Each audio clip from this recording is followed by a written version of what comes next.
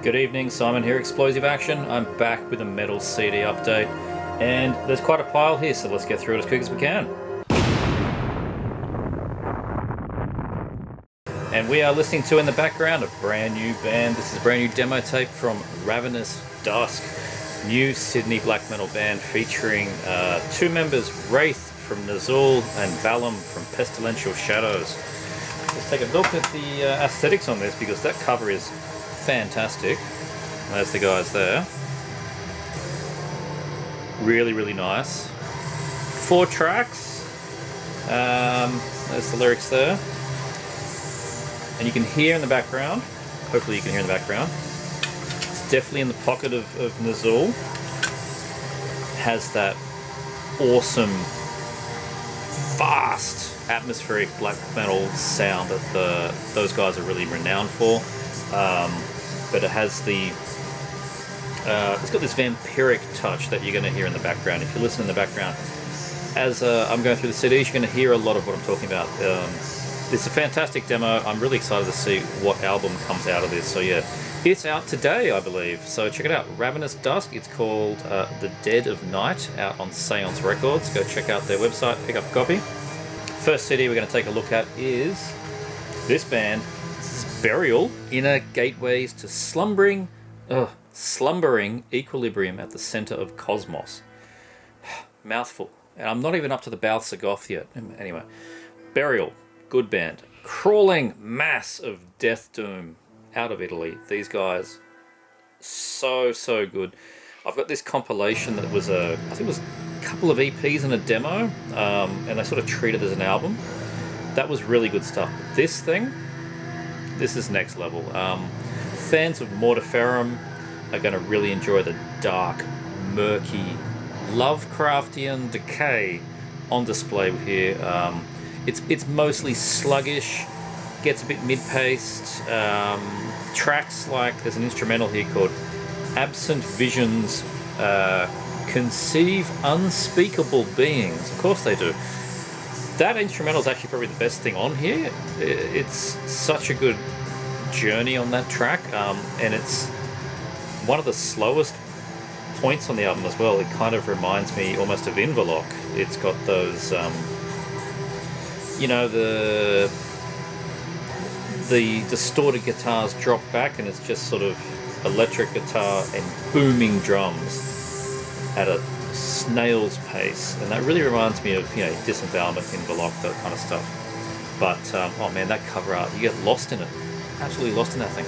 But the whole thing then, like the album crescendos, and that song, Crescendos, is like a frenetic double kicking and blasts, and then it all just comes back to the slow paced, non-distorted guitars again, and those big booming drums. And that's the kind of thing that, Disembowelment would do. They would have that bit in the middle that was the blast fest, and then go back to the Funeral Doom. Not a Funeral Doom band though, they are Death Doom. They just have a lot of these elements from bands like that. And 5 tracks, 44 minutes. It's not going at a blitzkrieg pace for sure. The last track's only 14 minutes itself. Very, very tasty stuff. I've listened to it about 3 times now. Gets better each listen. 2021 release, out on Everlasting Spew. There's the CD. There's the band there. Actually look kind of, black metal there with that layout. But no, definitely no black metal on this one. Really good stuff. So yeah, check out Burial. We'll try it again.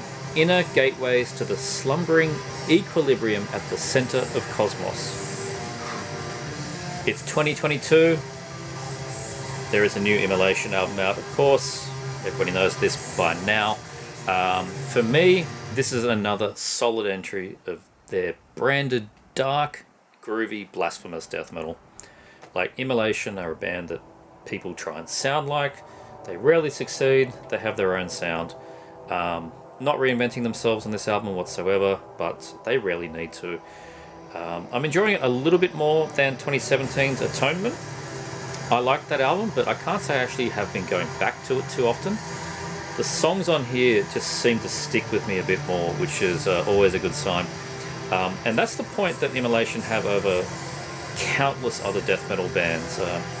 Alan from Let's Talk Metal he mentioned this on a live stream recently, that Immolation just write good songs.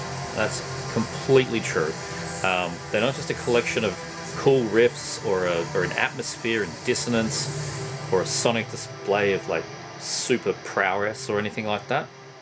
They write good songs. Like, all that stuff is great, and there's lots of bands that do that stuff great. Immolation just write killer songs, and that's what you get here on Acts of God, and that fantastic cover art. Love it. They're kind of like the New York evil bolt thrower. They have a formula, they have a style. It can put off some people, I guess, that formulaic style. I know not everybody loves Immolation, but for me, it's you know what you're going to get, just like you did with Bolt Thrower, and Acts of God's no difference to that. I mean, you get their standard formula. It's like fast opening to a song. You get like 16 bars of just vehement lyrics just spat out. Basically fuck God over and over and over. Guitar solo bridge, repeat all that again, some squealy guitar harmonics, and then a big drop down to the groovy headbanging section before going back to the big fast stuff, trem riffs, and then just cut out for lunch. Like, so many of their songs do follow that formula. It's fine. I like it. It makes for a good live show as well, absolutely. They are a lot of fun live. I've seen them 3 times now. They've come out to Sydney. Pretty sure it's 3 times. It's been a joy every time when they play the older songs, the newer songs. It always gets the crowd going. I say, if the formula doesn't need changing, why change it? I mean, we don't need a new Coke. Not here. Just keep making the same brown, sweet sugar water, and I'm going to be lapping it up. It's Immolation. It's good. It's a long album. 15 tracks. Don't think they always do this long. 15 tracks. I could be wrong, but it feels long to me. 15 tracks in 52 minutes. So you're getting bang for your CD buck here. Absolutely. There's the CD. Take a quick look at some of the cover art inside, inners. Just pretty design pages for all the songs, that kind of thing. There's the band looking very death metal. Oh look, they're in a church. What a surprise. They are often in churches. Anyway, I'll get this thing back in. So, yeah, it's a great album. I think the tracks for me that stood out the most were Overtures of the Wicked, and then this other one called Immoral Stain. Immoral Stain has got an amazing riff in it, real chunky thing, and like a real alternating, like it goes from this chunky riff to this fast background rhythm riff. It is so good. I absolutely love that track. Very meaty professional production, of course, because they're a big band on Nuclear Blast. So there you go, the new Immolation, Act of God. I think it's really good. Check it out. Got 3 albums here from the band Putrivore. We've got the debut, Morphed from Dead Breath. We've got the 3rd album, Tentacles of Horror. Great art on that one. And we've got Miasmal Monstrosity, the 4th album. So I already had the 2nd album, which is called Macabre Kingdom. But now I've got the rest of them. These all came up from... 2 of them were a job lot on eBay from one seller that I happen to know, and one was also from a separate seller, all in Australia. Just coincidental that they were there at once, so picked them up. Now I've got all the Putrivore. If you've not heard this band, it's 2-piece. It's another Roger Johansson band. He's got like 48,000 bands. Most of them sound the same. They just kind of do. But Putrivore was one that I found way back when. The 2nd album, whenever it came out, like, I don't know, let's just say 2011 or something like that. Not entirely sure. It's been around for a while. But I hadn't heard all these other bands at that point. Not that I could recall. Only Revolting. And Revolting were good, and I thought Putrivore were good. But the real reason I like this band is for the other half. The 2-piece band. So you've got Roger from Sweden, and you've got Dave Rotten from Spain, who is the owner of the label Extreme Music, and was also the owner of Repulse Records, and before that, Drowned Productions. Demigod's label with lots of cool stuff on that label. And he's in a few bands. Putrivore is one of the current ones, but the main band from back in the 90s he was in was Evolved. His vocals then sound exactly like they do on here. To me, that's what really makes this work.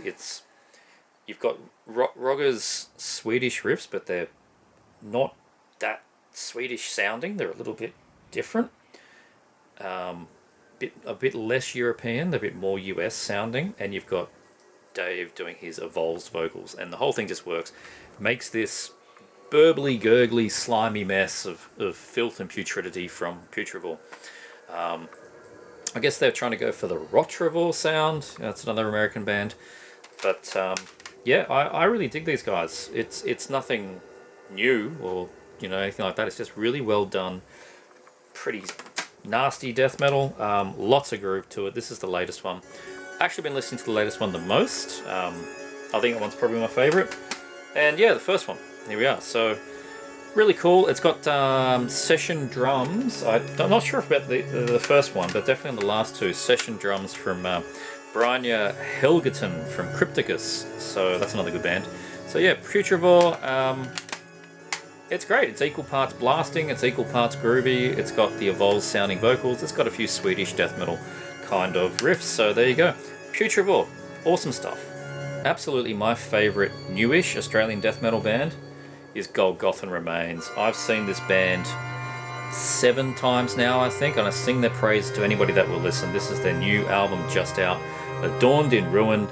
I don't think it's technically out for about 2 more days, I think, but I went to a gig last Friday here in Sydney, my first gig in at least a year, 18 months perhaps, and the gig was headlined by Tyrannic, who I didn't think too much of, unfortunately, but it was also Golgothan Remains' album launch for Adorned in Ruin. They had a few copies of the CD, snagged it up, even though I've got the LP on pre-order. Had to come home with a copy of it, and they're only selling them for $15 at the gig, so why not support them? Got a new t-shirt as well, which is awesome. But anyway, this album, if you can bask in that fantastic cover art as well. This is a little murkier production-wise than the previous one. The previous album, Perverse Offerings to the Void, had a big, thick crunch to it. I think they've been listening to a little bit of ulcerate this time round. It's got that, there's an extra layer of dissonance in there. And also some extra screechy vocals. Adds a little bit, just a touch black metal vibe because of the raw production, some screechy vocals. It's not black metal, of course, no, it is death metal, but a bit of a vibe there. They've really doubled down on this dissonant sound, absolutely. The bass, as I was saying with their first album, I've been calling them Australia's Immolation, and that's still true. But with that extra dissonance in the production, this is a big swarming sound of the guitars. It does feel a bit more ulceratey, and I think some of the songs are a little bit leaning in that structure as well. That sort of extra, just a little bit more technical to give them that sound. It's really good. Guitarist Matt Hillman, he's an absolute savage on this disc, but also live. He actually attacks the guitar like Robert Vigner from Immolation does. I'm amazed every time I see him play. He just absolutely punishes that guitar. Very, very cool to see. And does it on the CD as well. Vocalist is Matau. I think it's Matau. I don't think it's Matthew. I think it's Matau. Vanderbrand. He is quite the front man. He's very sort of big on stage, very grand on stage, and his vocals have gone an extra step to replicate the stage presence now. He's got he stays in the fairly low booming death metal voice, but has these banshee howls that weren't on the last album. Kind of remind me of Bolzer sometimes. And some more of that screeching sound as well on the black metal. He's even got some talking, like it's just in French. It's just descriptive vocals going on, which is cool. Got Alex Powell. He's a really, really good drummer of this band. He also plays in another Sydney band, Horizonus, who were on the bill last Friday. So that makes it easier for them to, share drum kits, share drummers. But yeah, on here he's fantastic. He was the highlight for me on the previous album, and he's fantastic on this again. So look, this is a great album. I'm still getting into it. I haven't got the songs memorized as much. They've been playing about 2 of these, I think, live up until the gig on Friday. I'm pretty sure there was more songs they played live on Friday. So there's a couple that I had heard before. I can't tell you what the names of those songs were, but anyway, it's a solid album. It's really good. It's out on Sentient Ruin on CD. The LP's up for pre-order. Comes in a little. There's a disc there in a little jacket, and just got a very thin booklet there with the guys, and yeah, cardboard digi thing, which sits kind of weirdly on your shelf, but whatever. A lot of the bands are doing these now. So yeah, Golgotha Remains, Adorned in Ruin. I'm going to be listening to this for quite some time. We'll see where it lands on the top 20 of the year list. Of course it's going to land there. It's Golgotha Remains. Absolutely love these guys. It's just whereabouts is it going to land. So there you go. Check it out. Definitely pick it up. Time to grind it up a bit. Some gore grind. We've got 2 EPs here, both with Pharmacist. This is the first one is, I can pronounce it right. The other band is charcuterie, which I think is a technique for like curing meat. Charcuterie, I think it's a French word, and with Pharmacist. And the other one is the split with Fluids, who I think a lot of people would know a bit more. So talk about this one first. This one's called Forensically Undetectable Waste, which is a very gore grind name for your split album. The traditional side of the charcuterie is very ugly, noisy gore grind. I hadn't heard these guys before. They're a 2-piece out of the US. Starts with like a synthwave kind of thing, overlaid by dying victim screams, just for a bit of a laugh. Obligatory medical samples, of course, because gore grind. Pitch shifted vocals, very loose, jangly guitar, tight, pingy snare drum. It's not a very new sound for gore grind. There's a lot of bands that sound like what I've described there, but they do it well on here. It's good. Won't change the world, but if you like raw grind with equal groove to the gore ratio, I think you could do far worse than check out Charcuterie. Hopefully I'm saying that right. But the Pharmacist side is why I jumped on board. I'm really digging Pharmacist. I think a lot of people have been jumping on board that Japanese gore train at the moment, because they're a very cool band. They blew up in about 2020 with a debut album. I hadn't heard the EP before it, but as far as I could tell, they came out of nowhere with this album called Medical Renditions of Grinding Decomposition. Oh, so many long titles today. But anyway, that thing is like 5 tracks of early Carcass pathologist worship. It's so good. And on here, they've gone back to sort of the reek of putrefaction era. Very stripped back, very raw. There's even some lymphatic phlegm in here. Very nasty stuff. I think the theme for this split was ugly. And it's kind of different for Pharmacists when you start listening to their full lengths. Their songs are kind of longish. They're like 5 minutes. On here, we've effectively halved everything. They're sort of 2.5 minute long songs. Some are sub 2 minutes. They're just going for short, blasty grind. I guess to go with the other album on here by Charcuterie, who have also very short, sharp grind. So there you go. That's the first split. And the second split with Fluids here. This one may as well be a different band. I swear. Pharmacist start off this one.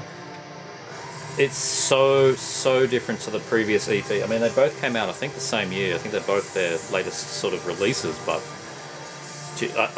the rule book was different this time. The production is clean and sharp, almost going for... I mean, Pharmacists don't try and hide the fact that they're just being a Carcass band.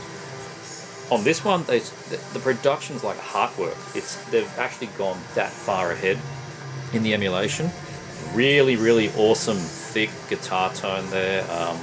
It's got that, Bill Steer razor edge sound that he had on Heartwork, and the Mike Ammett lead offs. Like, there's a lot of stuff in here, the little lead offs. Their emulation is so good. These guys do it so well, and the vocals are as close to Jeff Walker and Bill Steer's good cop bad cop that you're ever going to get. Such a good little 4-track introduction here from Pharmacist. the guitar is just heavy as balls, absolutely. The only downside, I think, though, is the drums are good, but they're actually overproduced now. Almost sounding drum machiney, which is a bit of a shame. I think there's too much click triggers or something going on. It's not not the end of the world, but would have been nice if they were a bit more organic sounding. It's got 3 tracks and 1 instrumental. The final track, though, it's called Intestinal Ventilation. I love the name of these songs. Why that one's fun is it ends in the same. It's in the same riff style as Carcass's The Sanguine article from Necroticism. You know how that song goes along and then just ends with a dun dun dun and then a big pause. You think the CD's over, and then they go dun dun dun and they do it again. Pharmacist did the same thing at the end of this one, which is lots of fun. Nice little throwback there. So yeah, great stuff there by Pharmacist. The other side is by Fluids, of course. They're quite well known now. They've done a couple albums, a whole bunch of EPs. Bit more death grind than gore grind. They have gore aesthetics, but definitely more in the death grind style. The guitars for them are tuned to Mortician levels. The whole thing is Mortician worship. I mean, Fluid's just Mortician, essentially, but they're going for, more filth, less zombies, I suppose, is what they're doing. Big, chunky grooves mixed with just inhuman blasts. It's got to be a drum machine. They're credited with a drummer in the Metal Archives, but it also says he does programming. I'm just going to assume that it's mostly programmed drums. I like it's got these like glitch electronics in there as well, sort of enhances the drums, make it sound really chaotic. All the perverted samples between tracks that you get with that kind of band. So yeah, awesome. Pharmacist and Fluids. I think this split is my favourite of the two, particularly for the Pharmacist production. It's just fantastic. So looking forward to the next album that those guys put out. I mentioned earlier in this vid Bal Sagoth, and well, I don't want to disappoint. I got 3 albums here. This is A Black Moon Broods over Lemuria, A Starfire Burning Upon the Ice-Veiled Throne of Ultima Thule, Battle Magic. Thankfully that one's got a nice short name, but anyway. This is not my first time with Bal Sagoth. I had all their albums, but they suffered in the Great Purge of 2010 when I got rid of a whole bunch of stuff that I wasn't listening to at that time. We've all done it. We've all been there. A few years later, I was like, did I get rid of my Bal Sagoth? I really want to listen to them. Oh, damn it. So that happened with a few albums. There's at least one more in this pile in the I've gotten it back since the Great Purge years. We'll get to that one. But yeah, I'm back with Bal Sagoth. I got their first 3. I used to have all 6, but they kind of tapered off. The first 3 on Cacophonous, then they signed to Nuclear Blast. They weren't really as good after that point. They're okay, but anyway, I'm happy with the first 3. So, lesson learned, taste change. You never know if you're going to come back to something. And that's what I've done with Bal Sagoth, and it is entirely Ben Brain Smasher's fault, because in the back of every single video he's done in the last few months, he's got a flag of this friggin' thing, and I think it's just subliminally inserted that into my head of buy some Bal Sagoth. Bal Sagoth, you need epic black metal, and here we are. I've picked up Bal Sagoth. But if you never heard these guys, they were pretty original sound. So at this point here, I think we're 1995 or 6. One of the first bands, if not the first band on Cacophonous. No, it's CD number 4, but very, very early stuff on Cacophonous. Band out of the UK. At this point, it's very atmospheric black metal with some epic tendencies. There's a lot more of the black metal there. It is very atmospheric and pretty big. And they've got this theme starting. You can see they've got this world building going on. All these tracks about witches and astral realms and things like that. That's what Bal Sagoth were doing. This is the album I got way back in the day first. This was actually one of the first CDs I ever got. I'd say it would have been maybe CD number 10, really, going back. I had this way back when. CD, like, first 10, first 15 CDs was this thing. And I know for fact. I picked it up because I looked at the back and went, what? There's an entire book here on the back. And then I read this track. And lo, when Imperium marches against Col Cothan, then dark sorcery shall enshroud the citadel of the Obsidian Crown. I mean, that's a song title. That is how you make a song title. Amazing stuff. At this point too, they were still black metal. It's still atmospheric black metal, but they were really getting more grand and epic, just bigger, and really coming up with a Balsagoth sound that no one else was sounding like. It's absolutely unique to them at this point, and really doubling down on this mythology, this traveling through the multiverse stuff. Absolutely ridiculous. And what's very interesting about this CD too is they have a CD-ROM track on there, and it still works. I popped it in my Windows 10 machine, and it still loads up of like a really crude animated CD catalog. But the way they've encoded the CD is it's actually on track number 1. So when you put the CD in, it tries to play it. On this CD player, it just plays silence, but I think it might be one of those deals. If you've got a certain CD player, you might hear like, screeching sounds, and you have to skip to track 2. Multi-session CDs were a thing. I guess they didn't know how to do it. Anyway, whatever. Balsagoth. And then this third one. This one's Battle Magic. And this, I know, is Ben's favourite one. Look, it's good, but I'm not getting that, like, warriors battling demons across the multiverse vibe as much as with this one. I'm getting more, I don't know, Knights of the Round Table on a horse with a flag kind of thing. I think it's a bit too clean. The sound is a little bit too clean. It's not as heavy. The keyboards are ramped up. The pomp, it is so pompous. This thing is the most pompous thing I've ever heard. There are whole tracks on here that are just, it's just outrageously pompous. I can't even, as the girls would say. But anyway, it's a good album, and I played it first when I got it and went, oh man, did I make a mistake? But then I played it again earlier, so second time through, and I enjoyed it much more the second time. So it's going to be a grower.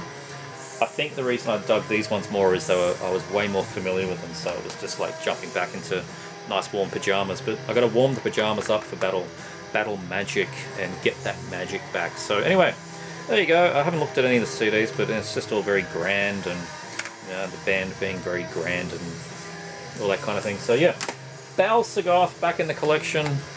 Awesome. Not heard them? Check them out. One of the best and most consistent Swedish black metal bands in that raging Norsecore style, for me, has always been Necrophobic. And this is the, see if I can pronounce it, Hrinthusum. I have no idea what that means. Probably something evil. This is their 5th album.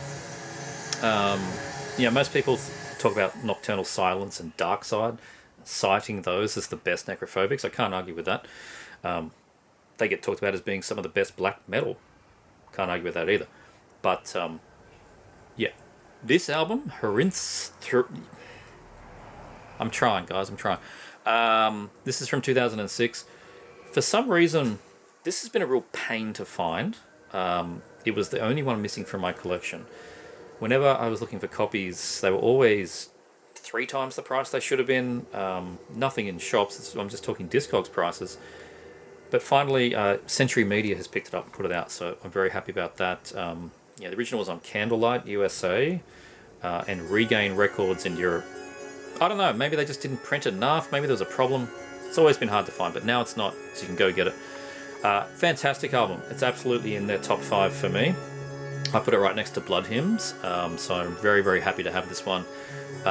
It's just like stellar riffs. This is like the black metal answer to Immolation, actually. These guys just wrote really good songs. It's not just riff fest, they wrote good songs. They're memorable. They go from fast to mid-pace, some blasty stuff, some rolly double kicks, lots of trem, lots of triumphant riffs as well. I love the vocals on them. It's always you can understand a little bit of it, but it's just barked out black metal traditional style vocals. Always well produced, which those Norsecore style. I love that term, by the way, Norsecore. those style bands, you know, the Necrophobic, Sacramentum, always had that really good production. So yeah, every track on here is memorable. Comes in a slipcase. Interestingly, it's got like this part pentagram there, so I presume they might be reissuing all of them. And I've not paid attention because I've got the rest. I don't know. Otherwise, it doesn't make too much sense. Get the disc underneath there. Yeah, just booklet. I'll get it out because it's a thick booklet. So if I can get it out, it's got one of those plastic dots in the road. Come on, you. There we go. Alright. Hope it's worth the time. Lyrics. Frostbitten. More lyrics. Frostbitten. Absolutely frostbitten. You know, you get the picture, I think. Necrophobic with Hrinthosum. I think I got it right this time. Really good stuff, so if you're missing this Necrophobic from your collection, pick it up, it's fantastic. Next up, this is a new band for me. I've known about them, but this is the first time I picked anything up. It's their third album, but it's my first. It comes with a sad story, but we'll get to that. This is Thy Primordial, At the World of Untrodden Wonder. Before I get to the sad story, we'll talk about the music. Blitzkrieg Swedish black metal. This is like straight ahead, fast, like Cythereal's second album, Lord of the Night Realm. Dawn Slaughter Sun, strap yourself in. You're going for a incredibly fast ride down the Swedish version of the Autobahn. You are smashing down that road. It is fast. You know, all that good late 90s Swedish black metal sound is here. Not sure why the band weren't on my radar back in the late 90s or early 2000s when I was getting into all the other bands. I don't know. I will assume it's because of the label. It's on Pulverized Records, not exactly a, you know, Century Media or whatever, so probably why it didn't fall on my lap. But anyway, it's fantastic. Ravaging grimness, black metal, great stuff. What's the sad story? I bought this on Discogs. It's hard to get, very hard to get.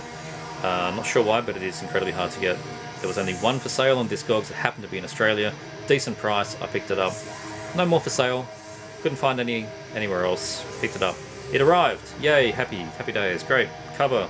Brilliant. The CD inside was for a different album. The word disappointment doesn't cover how I felt, but the band in there was a band called Imperial Domain, which is like a melodic death metal band that didn't sound too great. I remember just pulling the CD out, popping in, going, "Oh, let's listen to Thy Primordial." This isn't Thy Primordial, and I took it out, and there's nothing written on the disc, so you know it's just arty.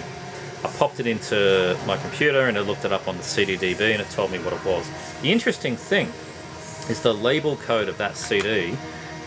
This is on the Thy Primordial is Ash 007 CD. That Imperial Domain was like Ash 008 or 6. It was the neighbouring one. So some kind of label boo-boo happened there and nobody realised. Very interesting, but that made me sad, but I really, really wanted to listen to the thing. So I did a slight dodgy. Went online, went searching, and found somebody had uploaded an entire CD of it. Not an MP3, an actual digital copy of it. And they included a cover scan and a disc scan, so I made my own. So there you go. There's my CDR of this album. You can see it fits in as it should. Given the rarity of this thing and the likelihood of me finding another copy anytime soon, that'll do. I have a playable copy with original booklet. You know, everything else here is correct. The back booklet. It's just, you know, there's the booklet. There's the guys being very black metal. It's just not the right CD, but you know, it'll do for now. It works, and you know, I paid for it, so whatever. There you go, Thy Primordial. What it has done though is make me want to go and get the first two albums, so I'm on the hunt now. Definitely going to go and get some more Thy Primordial. Twin Obscenity, Where Light Touches None. 1997 release out on Head Not Found. Lots of good stuff came out on that label. This is another band I knew the name of, but I just never explored them. I don't know why, it just didn't happen. Maybe because it didn't really sell me. It's a fairly boring cover with, you know, Times New Roman font for the logo. It's probably why, I don't know. What do you get with these guys? They're out of Norway. They fit in a little bit with early Enslaved, a little bit with early Borknagar, but, you know, just with some of that epic Viking sound, but really this is more straightforward, riffy death metal. little bit melodic as well. Way more death metal than black metal. It owes more to Swedish bands like Dissection and Sacramentum again. But even then, it's sometimes even a bit less European. It's way more death metal than it is black metal. Really interesting. I really enjoyed listening to this one. Strong trem riffs, which make you think it's more black metal, but lots of constant double kick all the way through it. It does have the sort of standard black metal scream. It's like doubled just to make it really big. And it's just a solid album that gets the head nodding. I can't say too much more about it. Very happy to have it. Haven't listened to it too many times yet, only the twice through, so I need more time with it. But yeah, Twin Obscenity, Where Light Touches None. I think Ben Brain Smasher was talking about this one. It's probably what sewed it in my head when I saw it come up on Discogs and went, I know this thing, I just picked it up. So yeah, there you go, Twin Obscenity, Where Light Touches None. Next up we have a one and done band from 1995. This is Thanor with, and let me see if I get it right, Wolfen Zeitalter. Wolfen Zeitalter. It's a German band, of course, with a name like that. Lots of Zs and Wolves in it. Pretty barbaric, stripped down drum machine black metal, as I said, from 1995. They only made this one album. I recognise this artwork. It sort of drew my eyes to it. Like, I recognise that from something. What would you say they sound like? It's sort of like a Germanic take on maybe early Immortal. Structurally, it's got similarities to something like Under a Funeral Moon from Darkthrone, but the production is nowhere near it. If you really listen to the structure, you go, that's kind of Darkthrone, but it's not raw black metal in that style. It's got a razor sharp guitar, and the drums being programmed are very clean, very precise in a drum machine way, kind of sloppy in delivery, but whatever. 1995. And the vocals are like barked screams, it's all your standard black metal stuff. But yeah, it's kind of difficult to say exactly what they sound like. They're early days, I guess, so they're forging their own path, using a bit of inspiration from other bands, but very Germanic, absolutely very Germanic. Two-piece band. The members don't seem to have gone on to do anything else from what I can see, which makes it a bit of a curiosity. So yeah, Wolfen Zeitalter. Definitely worth checking out if you like your mid-paced black metal from the 90s. Yeah, here are the guys there. Looking very black metal, very black and white. And it came out on, who is this? Nazgul's Eerie Productions. There you go. Like a label no one's ever heard of course. Take a quick look in here. There's the lyrics, the songs. Even has a PO address in Germany. For a sure reply, enclose one IRC or $1 US. Did anybody ever send an international reply coupon? I always saw it in books like this, but I don't even know how you got them. Don't even know if they're still a thing, but anyway, there you go. Thanor with Wolfen Zeitalter, you could do far worse. And the next one's a very familiar name and another re-edition to the collection, the exact same edition I used to have. This is Dimmerbogier For All Tid. This is the No Colours release from 1995. It's the one I had before, and it's the one I've got again. I will keep it this time, I promise. It went in the purge because, Dimmerbogier, the smell, get rid of it. Mistake was made. Very familiar name. They're almost taboo in some circles, I think. Definitely the later stuff is, well, yeah, it is what it is. But on this band, on this album, they were pretty raw, pretty inventive in their sound. For the most part, there's strong keyboards through it.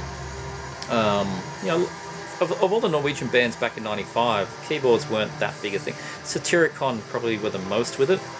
But yeah, they really own the keyboards on this, and all the way through, they've always been symphonic. Very early days attempt at symphonic black metal at For All Tid. Silanoz was on, he's on guitar now still, but he was on vocals on this particular album, and current vocalist Shagrath was on drums back here, so that's really interesting when you have a drummer that becomes a vocalist. Not a drummer and vocalist at the same time. He changed jobs entirely. So there you go. You know the band, you probably know the album. No Colours Press, very happy to have it back, just simple black and white thing. Looking very, very necro. very 90s, very Dimmu Borgir. Good stuff. And the last one I'm going to talk about very briefly because everybody else has talked about it. I'll just mention that I picked it up, and that is the new Blood Incantation with Time Wave 0, and there is 0 death metal on this. Of course, that has been the problem to some people, if you weren't paying attention. I was paying attention, I knew what I was getting. I like dark ambient stuff. I gave a listen online and went, they did the kind of very spacey, very sparse dark ambient that I like. Like, it's not all twiddly keyboards and stupidity or, you know, new wave, new age stuff. It's dark and makes you think of, you know, planets and things like that. Reminded me of stuff that I like, you know, bands like Collapsar, not bands, artists like Collapsar, Tholin, you know, Kamahite to some extent, artists like that. And that's what they've done on here. They've given me a dark ambient album. Surprised? A little bit, but that's Blood Incantation. What's interesting about it too is it's not just a one-man thing. The whole band contributed to the synth sounds on this. Like, there's no percussion or anything like that, but everyone's involved. They've got the Moogs out. They put the thing together. I've got it in its plastic wrap, but this particular edition I got the CD. It comes with a Blu-ray. So it's 2 tracks, Io and Ia, both about 20 minutes each, and a bonus track called Chronophagia, which is nearly half an hour. And then the whole thing is on Blu-ray with this, like, 3D rendered visualizer of just sort of going through planets and, you know, on surfaces of things. It's cool. Yeah, it's a one-time watch, but it's cool. But anyway, there you go. Blood Incantation, Death Metal 0, Time Wave 0. And that's it. That's the CD update for March. Just getting in there with a day to go. So I hope you all enjoyed. If you did, please like, subscribe, check out this thing, check out that thing, and definitely check out this thing from Ravenous Dusk. Awesome demo. Can't wait to see what album comes out from these guys. So there you go. Thanks for watching. See you next time.